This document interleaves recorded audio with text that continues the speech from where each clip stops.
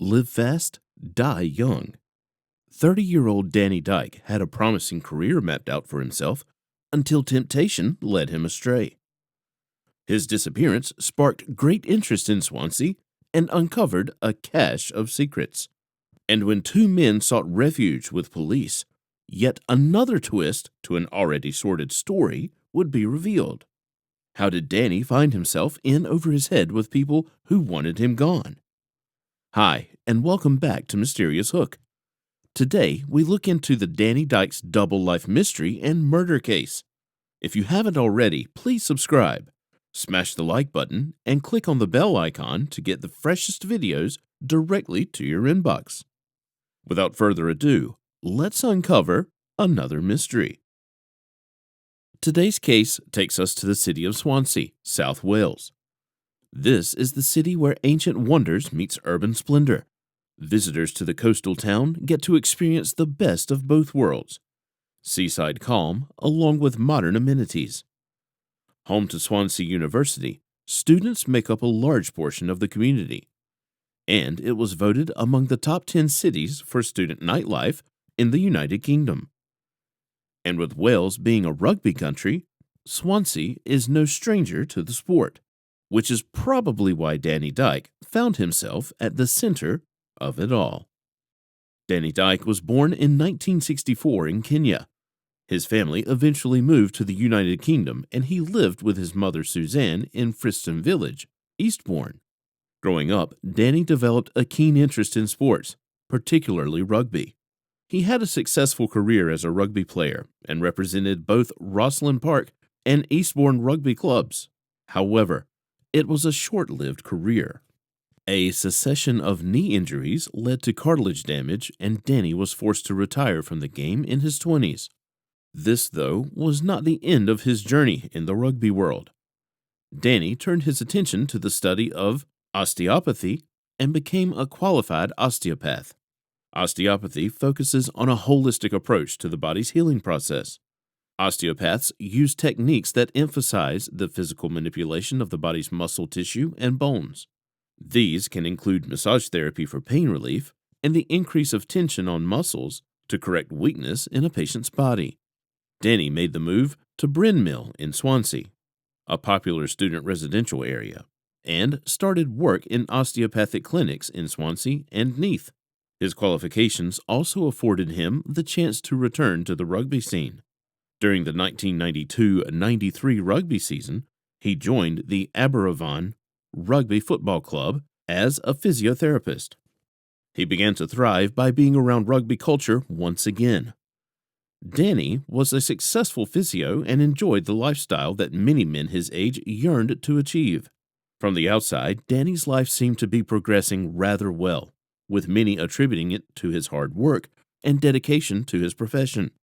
But after he vanished in April 1994, police uncovered the well-hidden double life of the mild-mannered physio. On the 15th of April 1994, police discovered a distinctive red Ford Focus RS Turbo, unlocked and abandoned in a parking lot in the Brecon Beacons. There were no clues to be found in and around the car. Police later tracked the car back to Danny and launched an immediate investigation. Witnesses alleged to have last seen him alive on the 14th of April 1994. Interviews with those that knew Danny personally revealed that he lived a lifestyle funded by more than just a physio's salary. He'd been doubling as a wholesale drug dealer. Initially, he started small, selling steroids under the radar to local connections at games and gyms. Occasionally, he would sell the odd drug to clubbers. But easy money comes quickly, and a love for money is the root of all evil. He soon moved into the big leagues of the drug underworld in Swansea. He made connections with suppliers from London. By 1994, Danny had dug himself a deep hole and had become a major drug dealer. He was sourcing drugs from the English capital and distributing the contraband in South Wales. By now, he had caught the attention of key role players. Little did he realize he was skating on thin ice. Although he had the connections to get the drugs, he didn't have the muscle to back him up if things were to go wrong. He was described by friends as being mild-mannered and overall a good guy. But in the world of hard men and hard drugs, Danny was at a disadvantage. Detective Superintendent Williams, who headed the case, announced that Danny's case was being treated as a murder investigation involving hard drugs. He believed that Danny had found himself entangled with very scary people, and his subsequent interactions may have been fatal. Williams added that it was possible witnesses to the crime were too afraid to speak up or come forward, which added to the hurdles in the case. For the next 2 months, police continued to investigate and interview possible leads. Despite their efforts, the trail went cold, and the case sat unsolved.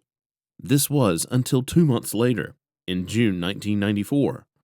2 men turned up at the Crockett Police Station in Swansea. John Welsby and John Wilson, both in their mid-30s and known criminals, were seeking police protection from London-based drug gangs. Welsby and Wilson alleged these gangs threatened to snatch and cripple them because of their links to Danny. According to both men, Danny owed these London gangsters a lot of money. Ever since his disappearance, these dangerous men were now coming after them, since Danny had been using both Welsby and Wilson as couriers. This confirmed theories that Danny had possibly met his end at the hands of his connections in London, but it also left police wondering how much both Welsby and Wilson knew about Danny's disappearance. Police were still no closer to finding out what happened to Danny, but Welsby's background was an interesting one. John Jackie Welsby was born in 1958 and owned and ran a building firm called JKW Builders. He'd lived in Town Hill in one of Wales's oldest estates that overlooked Swansea. Welsby was no stranger to crime and had a long history dating back to the mid-70s. He had previously been convicted for dishonesty matters, burglary, violence, and rape. Since then, he'd been in and out of prison frequently. His interactions with other hardened criminals eventually made him many contacts. It also had the effects of making him a wiser criminal once he'd been released in the early 1990s. Through contacts within the prison walls, Welsby heard of the booming drug business and the money being made by dealers. He wanted a piece of the pie as well. Hardened by prison and armed with street smarts, Welsby climbed his way quickly up the ladder in the drug underworld. Not opposed to using violence, Welsby had a way about getting exactly what he wanted. He began dealing in cannabis resin across Swansea, Llanelli, and Carmarthen, building up his infamy along the way. It was then he was introduced to Danny in 1993. With Danny's contacts, Welsby would eventually have a greater reign over the drug trade in South Wales. The two developed a partnership of sorts, and soon Welsby became a wholesale customer of Danny's. By day, he was the well-known business owner, but in the shadows is where he made his real money. This was as much police knew about Welsby's connection to Danny. That is, until Welsby made police an offer in 1996. He agreed to show police where Danny's body was buried in return for £50,000 and a guarantee that he would not be sent to jail for his role as a money taker in Danny's drug dealings. Police were not prepared to negotiate with a man they knew dabbled in crime as a side business. Instead, they offered him £3,000, which he accepted. Welsby led them to Tannygregg Farm, where crime scene officers worked over a course of several days unearthing concrete chunks, carpeting, broken bits of a mobile phone, and fragments of human skull. Forensic specialists were able to obtain a DNA sample from cartilage, kept by Danny's mother, Suzanne, after he'd had one of his knee operations. It was a positive match with the skull fragments found at the farm. After 2 years, police finally found the remains of Danny Dyke. Now, they needed something more concrete to link Welsby to Danny's murder. Mobile technology was still developing in 1994, but forensic experts were able to track Danny's movements through call records from Eastbourne to Swansea. All activity ceased thereafter. The farm on which Danny's remains were found was at the time also being used by Welsby to dump building rubble. He allegedly paid £4,000 to buy the land the day after the murder. This was enough to bring 38-year-old Welsby, 39-year-old Wilson, and Welsby's older brother, 41-year-old Terence, to the Guildhall Crown Court to answer for their crimes. Prosecutor Christopher Llewellyn Jones alleged that Danny was killed by the men following a dispute over money owing or a drug deal gone wrong. The trial revealed the gruesome details surrounding Danny's murder. On the 13th of April 1994, Danny had called Welsby and arranged to meet with him in Swansea regarding the payment of a £16,000 debt. He left Eastbourne and drove to Welsby's home in South Wales. From there, both men arranged to meet John Wilson, a nightclub bouncer, at his home in Elba Crescent, Jersey Marine. Welsby was not someone who repaid his debts in a timely manner. Without much protection, Danny was ambushed by Welsby and Wilson, who beat him to death in the kitchen. It was a brutal death. They were allegedly joined by Terence, Welsby's brother, who helped them dispose of Danny's body. Danny's body was rolled up in a carpet and put in back of a van before being driven 10 miles from Swansea to Granswold in West Glamorgan. The men dug a shallow grave and buried Danny in the plot Welsby had been using as a dump site for rubble. Welsby then arranged for Danny's car to be driven and abandoned at Brecon Beacons and wiped clean to avoid leaving any trace of evidence or fingerprints behind. This was done to throw police off their trail. In the meanwhile, Welsby grew concerned about dogs being able to sniff out Danny's remains. He became obsessed with covering up the crime. Welsby returned to the site with a concrete mixer and dug up Danny's body yet again. This time, though, he constructed a concrete coffin and reburied Danny in the newly made coffin even deeper than before. But the possibility of the body being discovered still troubled him. It was 2 months later. He returned alone to the farm and, armed with a jackhammer and digger, dug out Danny's concrete-encased body and got to work breaking apart the coffin he'd made. Afterward, he destroyed the body in a bonfire. He believed he covered all his tracks. There was nothing left of young Danny Dyke. Little did Welsby realize that crime does not go unpunished easily. Had Welsby not suffered a fit of greed, he may have gotten away with the murder. He unwittingly exposed himself by offering to take police to the crime scene, not knowing forensics could use DNA to link the skull fragments to Danny. The men turned on each other in court, blaming each other for Danny's murder. All three denied murdering Danny. Welsby eventually pleaded guilty, perverting the course of justice by assisting in the concealment and disposal of Danny's body. But the evidence was enough for Judge Justice Ebsworth to hand life sentences to both Welsby and Wilson. In sentencing, he described both men as selfish and cold-blooded.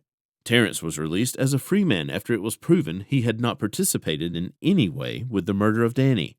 The blood police found at the crime scene did not belong to Terence, but he was able to prove that he had previously done work at the house weeks before the murder and had injured himself.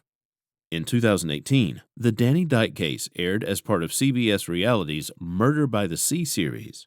It garnered much interest by those who had been following the strange case over the years.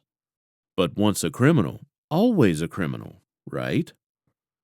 John Welsby once again made headlines following a drug-related arrest in May 2021.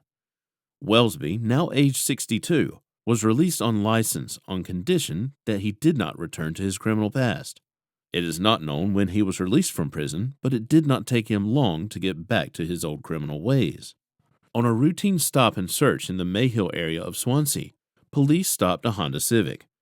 In the passenger seat was Welsby. His wife was the driver.